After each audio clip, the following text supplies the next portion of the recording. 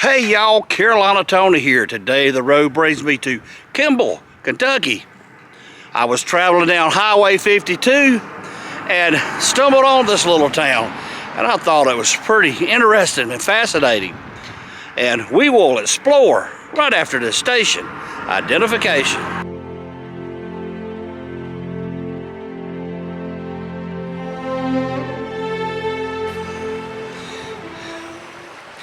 One of the things that I find very interesting is without traveling, I come to a town that, by all appearances, at one time it was a thriving town with lots of residents, with lots of retail and commercial stores, factories, things to keep people busy and to spend their money. But because of whatever happened, it's almost like a ghost town, and that's what I found today. Let's take a look. The stream runs behind the little town, and the railroad, 2 tracks go into the mountain. I'm not going to go in there because it's probably illegal, but there's a little sidewalk and I don't see any signs yet. Well, that's pretty cool.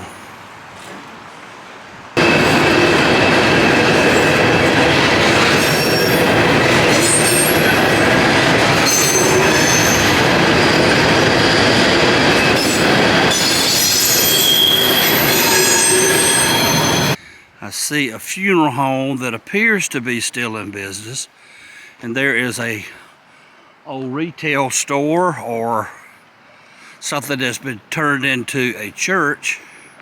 In a sense, I feel connected with this town because this highway is Highway 52. Highway 52 runs right through the middle of my town, Cheraw, South Carolina. Kimball was a coal company town, and here is a photograph of what Kimball looked like many years ago, with the train taking coal to and fro, and the old train depot. This in the downtown area, as you can see, there's not much, but this machinery here, this is what made this town thriving at one time. Coal.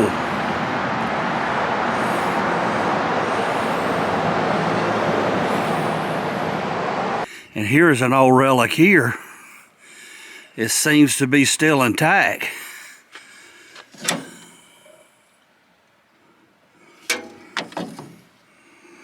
How about that?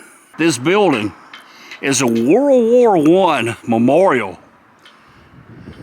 This was dedicated on February the 11th, 1928, and it was the first building in the United States built to honor the African Americans that served in World War I. This is what the war memorial looked like after the 1991 fire.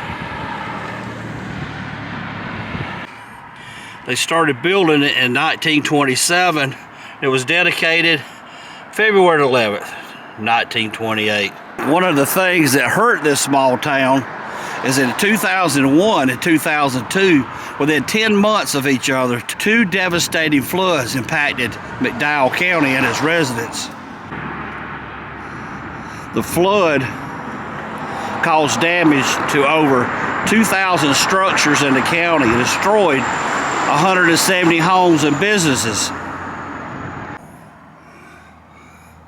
And there's that building, and we'll look at it in just a minute.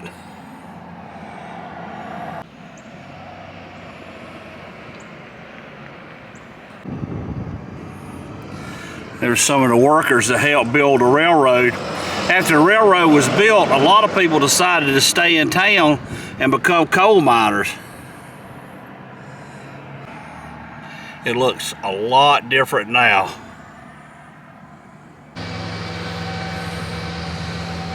Copper Stores, number 13. here in Kimball, as West Virginia.